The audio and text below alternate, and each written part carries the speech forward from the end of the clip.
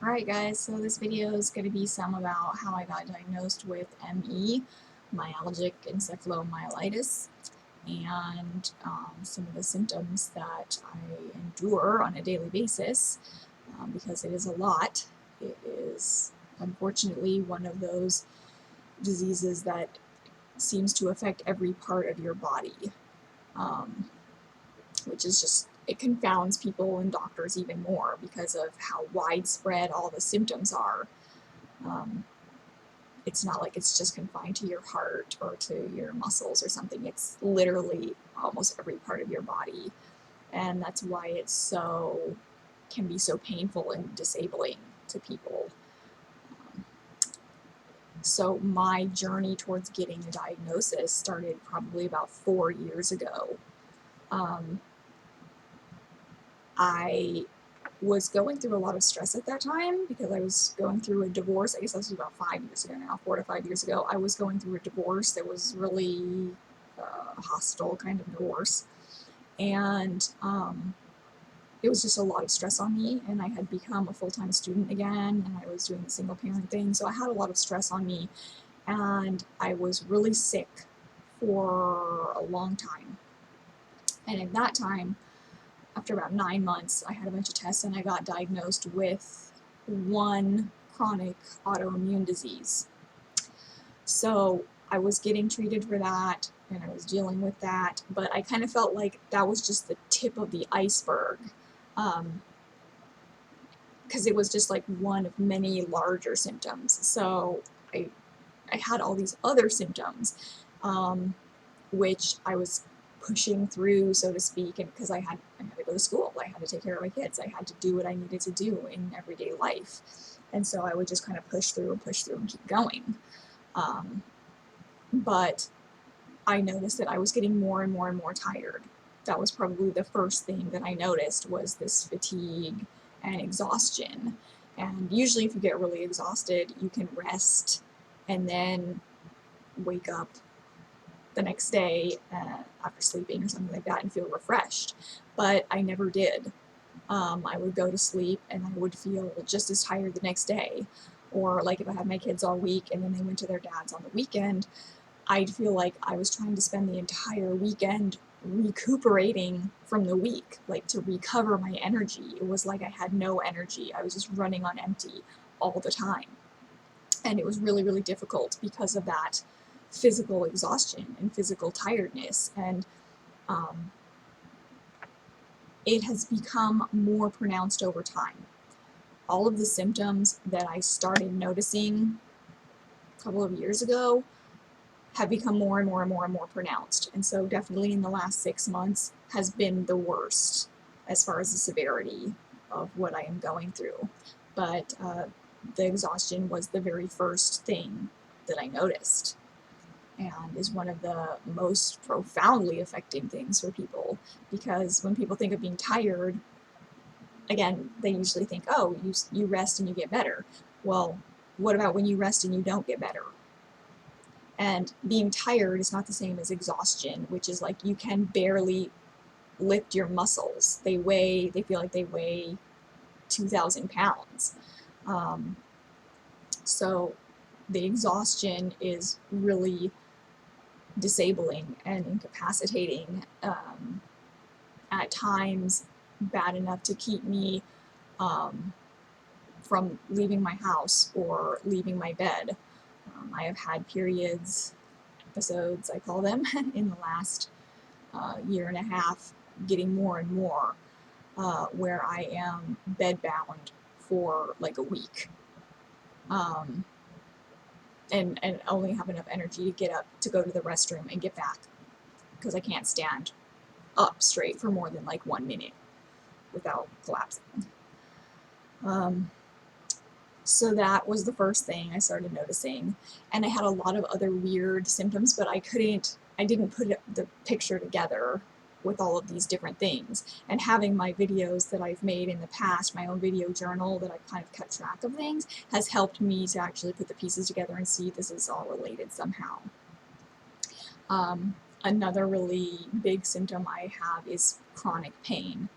I have chronic pain in my muscles, So usually it'll be like my arms here, my legs, or my back. Sometimes it's like a shooting hot pain, probably what people with MS would describe, kind of like, yeah, shooting type pains, nerve type pains, but in my muscles. I get them also like a stiffness in my muscles where it's hard to move them. You feel like you have run 20 miles in the rain, like you're just, like your whole body gets kind of like rigid and painful. So I have that in my muscles, but I also have chronic pain in all parts of my body, and it moves around, it shifts around. So sometimes it's in my muscles. I get a lot of pain also in my eyes, behind my eyes, particularly this one for some strange reason. It feels like someone's pressing behind your eyes, like trying to pop them out from behind. It's really bad. And I get really bad headaches pretty much daily. They're not full-on migraines, but they're close, sometimes to the point of being a migraine. I have to avoid going out. I have to avoid bright lights and sounds and things like that. That was another one of my weird symptoms that I actually made a video and posted it maybe 2 years ago about sensory sensitivity and how I could not go to the grocery store because I was being bombarded by the light and the sound and the people walking around, and it was overwhelming to me, and I would feel so terrible and sick when I left. And that's one of the signs of ME, is that when you do any kind of exertion or your body is stressed in some way, you become ill afterwards. You get this, like, your symptoms just become much worse. So I was going through that without really realizing that that was a part of it. I've become really a lot more sensitive to everything around me, the light, the sound, temperature also. So being outside when it's really hot or really cold, I can't handle it. It has to be kind of like room temperature, so to speak. I've developed a sensitivity in all of my teeth, except for my front teeth. So I cannot bite down or chew on food that is really hot or really cold, even moderately hot or cold, actually. Like, I try to make sure all of my food is at room temperature because I will get these shooting nerve pains if I try to eat anything that's not room temperature or drink water that's not room temperature. So it's pretty bad. So as you can see, just from what I mentioned, that that affects my ability to walk. It affects my ability to eat, to sleep. It's like a multitude of symptoms that plague you all the time. And it's my understanding that some people have it less so that they're able to do things like work. But that the majority of people with ME have significant impairment and cannot work a full-time job, if at all. I think I mentioned at the beginning of this video that I have stopped working several months ago. I stopped working because I physically was unable to get to class to teach. I could not stand up. I could not get there. It was just really bad. And it was hard at that point too, because I did not have the diagnosis. At that point, I didn't have a diagnosis yet. I just knew I was sick. Didn't know what was wrong with me. I was supposed to start graduate school a month ago, but I have deferred that because, again, I was so sick at that time, I could not get up and physically go do what I needed to do. And they were great and really understanding that I was unwell, and I was able to defer for a year, but I highly doubt that I will ever return, because knowing that this illness is not something that generally people recover from, or that you just, get all of your mobility back and stuff, really limits my ability to be able to teach or to be able to do that kind of work. it has a lot of cognitive involvement as well, which is something I made videos about and been trying to piece that together for about a year and a half. Why do I constantly feel foggy in the head? Why is it hard for me to find words? Why is it hard for me to write a paper? I mean, I'm an academic person, like I've always been on top of academics, and for me to struggle with things like finding words, writing a paper, reading an article is not something I've ever dealt with in my life before. And the amount of energy you have to expend to try to think about something that most people just unconsciously go about their day doing, I have to just focus all of my energy on one task to be able to do something. And even then, I sometimes can't. It's almost like an overloading of everything coming in that my brain can't make sense of it. So kind of like the sensory sensitivity of the light and sound, it's the same for like information. You can't piece out the information to make sense of it. So that's another reason why it's so disabling and so negatively affecting in your life, because you can't, even if you can get up and move, you can't think to coordinate an activity. You can't go from start to finish and do a project or do a job. And so I've been struggling with that a lot, with feeling like I have lost all of my human abilities, the ability to get up and move around normally, the ability to not feel pain, the ability to eat normally, the ability to think normally. And it's even harder because they don't understand the mechanisms at work in the body that are making this happen. The current idea is that it is a neurological and immune disease. It is somehow the immune system is affected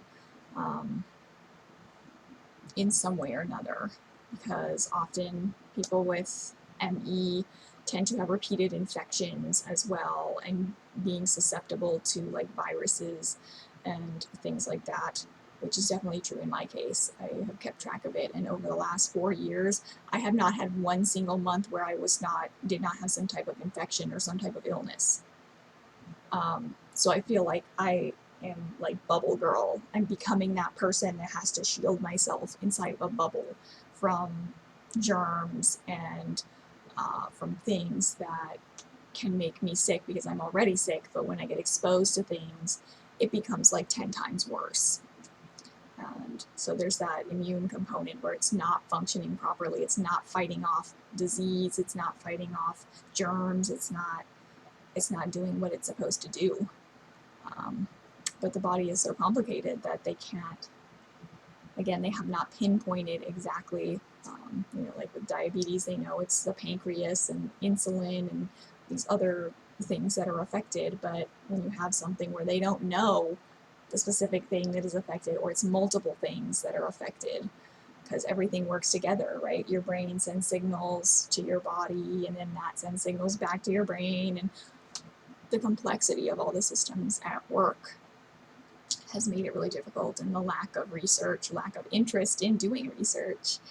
So right now, I'm just living with it. I'm trying to learn to cope.